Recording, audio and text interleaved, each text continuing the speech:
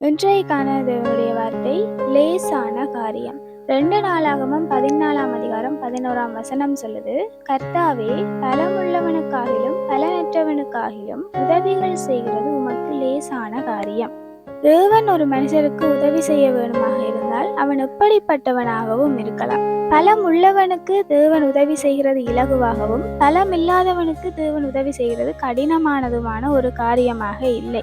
பலம் உள்ளவனுக்காகிலும் பலனற்றவனுக்காகிலும் ஒரே மாதிரி தான் தேவன் உதவி செய்கிறார். நாங்கள் எங்களுடைய வாழ்க்கையில எப்படிப்பட்டவர்களாக இருந்தாலும் தேவனுடைய பாதத்தில் சரணடையும் போது தேவன் எங்களுக்கான உதவிகளை செய்கிறார். உதாரணமாக நாங்கள் தாவீதை எடுத்துக்கொள்வோமாக இருந்தால், தாவீது சிறுவனாக இருக்கிறார். ஆனாலும் அந்த கோலியாத்தை வீழ்த்தும் அளவும் தேவன் அவருக்கு உதவி செய்கிறார். ஆனால் நாங்கள் சிம்சோனை எடுத்துக்கொள்வோமாக இருந்தால், சிம்சோன் மிக பெரும் பலசாலியாக இருக்கிறார். ஆனால் பரிசுத்த ஆவியானவர் அவரை விட்டு எடுபட்டதன் பிற்பாடு அவ்வளவு பலத்தையும் கொண்டு அவரால் அந்த யுத்தத்தில் ஜெயிக்க முடியவில்லை.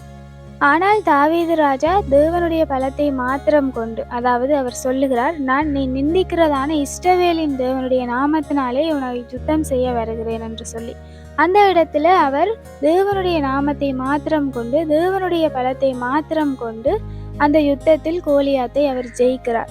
ஆனால் சிம்சோன் அப்படி அல்ல. அவர் எவ்வளவுதான் பலசாலியாக இருந்தாலுமே பரிசுத்த ஆவியானவர் அவரை விட்டு எடுபட்டதன் பிற்பாடு அவர் அந்த யுத்தத்தில் தோற்று போகிறார்.